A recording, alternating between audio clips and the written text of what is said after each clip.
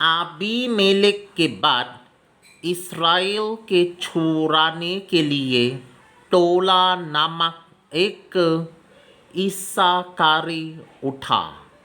वो डोडो का पोता और पुआ का पुत्र था और एफ्रेम के पहाड़ी देश के शामीर नगर में रहता था।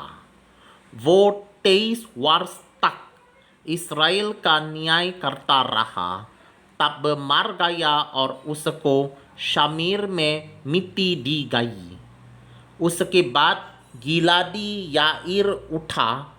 वो 22 वर्ष तक इस्राएल का न्याय करता रहा और उसके 30 पुत्र थे जो गदहियों के 30 बच्चों पर सवार हुआ करते थे, और उनके 30 नगर भी थे जो गिलाद देश में हैं और आज तक हब्बोत्याईर कहलाते हैं। तब याईर मर गया और उसको कामोन में मिट्टी दी गई। तब इस्राएलियों ने फिर यहोवा की दृष्टि में बुरा किया, अर्थात बाल देवताओं और अश्तोरेत देवियों और आराम, सीडोन, मोआब, अम्मोनियों और पालिस्तियों के देवताओं की उपासना करने लगे और यहोवा को त्याग दिया और उसकी उपासना न की।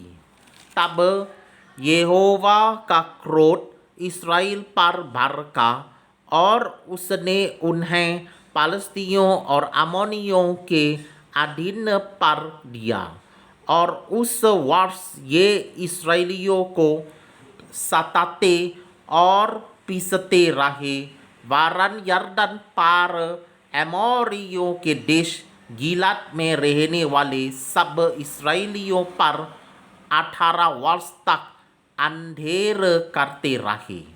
अम्मोनी यहूदा और बिन्यामीन से और एफ्रेम के घराने से लड़ने को यरदन पार जाते थे, यहाँ तक कि इस्राएल बारे संकट में पड़ गया। तब इस्राएलियों ने ये कहकर यहोवा की दुहाई दी, हमने जो अपने परमेश्वर को त्याग कर बाल देवताओं की उपासना की है, ये हमने तेरे विरुद्ध महापाप किया है। यहोवा ने इस्राएलियों से कहा, क्या मैंने तुमको मिस्रियों, एमोरियों, अम्मोनियों और पालिस्तियों के हाथ से ना छुड़ाया था? फिर जब सीडोनी और अमेलेकी और माओनी लोगों ने तुम पर अंधेर किया और तुमने मेरी दुहाई दी, तब मैंने तुमको उनके हाथ से भी ना छुड़ाया, तो भी तुमने मुझे त्याग कर पराये देवताओं की उपासना की है, इसलिए मैं फिर तुमको ना छुड़ाऊंगा। जाओ, अपने माने हुए देवताओं की दुहाई दो, तुम्हारे संकट के समय वे ही तुम्हें छुड़ाएं। इस्राएलियों ने यहोवा से कहा, हमने पाप किया है, इसलिए जो कुछ तेरी दृष्टि में भला हो वो ही हमसे कर, परंतु अभी हमें छुड़ा।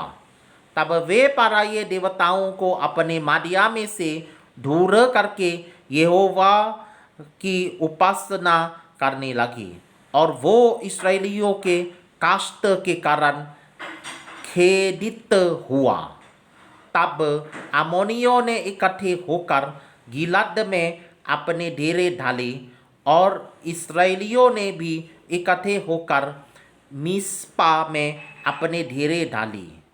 तब गिलाद के हाकिम एक दूसरे से कहने लगे, कौन पुरुष अम्मोनियों से संग्राम आरंभ करेगा, वो ही गिलाद के सब निवासियों का प्रधान ठहरेगा।